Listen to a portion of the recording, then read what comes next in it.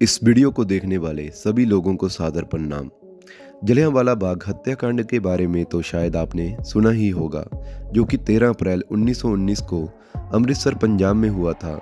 लेकिन क्या आपको उस हत्याकांड में शामिल अपने ही देश के गद्दार के बारे में कोई जानकारी है?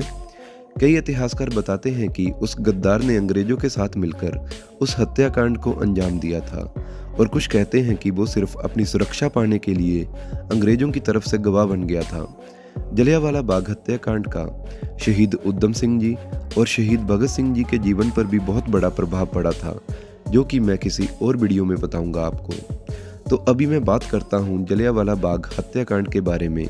लेकिन उससे पहले आप सोचिए कि आप कोई मेला देखने गए हो, जब शांतिपूर्वक कोई सभा चल रही हो और अचानक से आर्मी आ जाए और उस जगह के मेन गेट को ब्लॉक करके बैठ जाए, और उस जगह से निकलने का बस वो ही एकमात्र रास्ता हो और तीनों तरफ से बस दीवारें हों। फिर अचानक से आर्मी बिना कुछ बोले या कहे आप पर अंधाधुंध फायरिंग स्टार्ट कर दे, तो आप कहां जाओगे और कहां भागकर अपनी जान बचाओगे? शायद कई लोग सोचेंगे कि ऐसा थोड़ी ना कभी होता है। तो आपको बता देता हूं कि अमृतसर पंजाब में 13 अप्रैल 1919 को जलियांवाला बाग में बहुत सारे लोग बैसाखी के मेले के कारण और रॉयलेट एक्ट के विरोध में शांतिपूर्वक बैठक करने के लिए इकट्ठा हुए थे। तभी वहां पर अचानक से general R Dyer, Gorkha regiment, Sikh troop, Rajput Baluch, the 44th Sikhs and the 59 Sindh rifles के सिपाहियों के साथ जलियांवाला बाग का मेन गेट ब्लॉक कर देते हैं। वो बहुत तंग रास्ता था और उस जगह में आने जाने के लिए बस वो ही एकमात्र रास्ता था।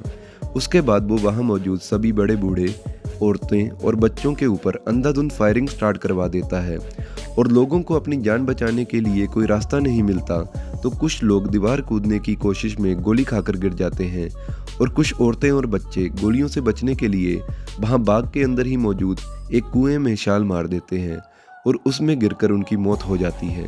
तो निहत्थे लोगों पर अंधाधुंध फायरिंग की गई, और सरकारी आंकड़ों के अनुसार 379 से लेकर 1500 तक या उससे ज़्यादा लोगों की वहाँ पर मौत हो गई थी।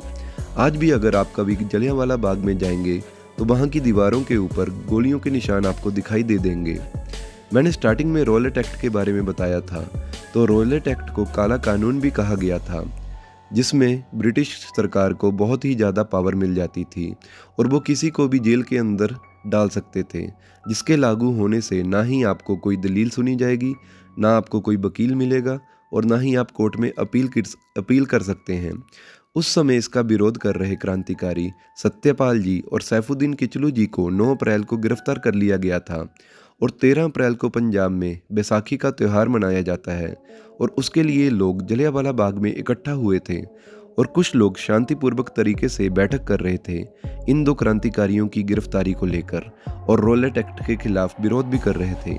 तो अभी बात करता हूँ मैं उस गद्दार की, जिसने बाद में अंग्रेजों का गवाह बन के बयान दिए और सैफुद्दीन किचलू जी और सत्यपाल जी और उनके साथियों को बाद में 2 साल की कैद करवा दी थी। उस गद्दार का नाम था हंसराज। गवाही के बाद में अंग्रेजों ने हंसराज को सुरक्षा प्रदान की और उसे पंजाब से मेसोपोटामिया में शिफ्ट करवा दिया। हंसराज पहले क्रांतिकारियों के साथ ही रहता था, और उसे जलियांवाला बाग की होने वाली बैठक का भी पता था, और वो उसमें शामिल भी हुआ था। कुछ लोग बताते हैं कि वो अंग्रेजों का ही खबरी था, और कुछ कहते हैं कि वो अपनी जान बचाने के लिए अंग्रेजों का गवाह बन गया था। अब इस घटना से शहीद उधम सिंह जी के जीवन पर भी बहुत असर पड़ा था, और कई लोगों को तो अभी तक यही लगता है कि उन्होंने इस हत्याकांड का बदला उस army officer general Reginald Dyer को मारकर लिया था। लेकिन असल में जनरल डायर तो 1927 में सेरेब्रल हेमरेज से ही मर गया था। सन 1940 में शहीद उधम सिंह जी ने लंदन में जाकर लेफ्टिनेंट गवर्नर माइकल ओडवायर को गोलियां मारकर जलियांवाला बाग हत्याकांड का बदला लिया था। ओडवायर 1919 में पंजाब का लेफ्टिनेंट गवर्नर था, और उसी के आदेश पर ही जनरल डायर ने गोलियां चलवाकर हत्याकांड को अंजाम दिया था।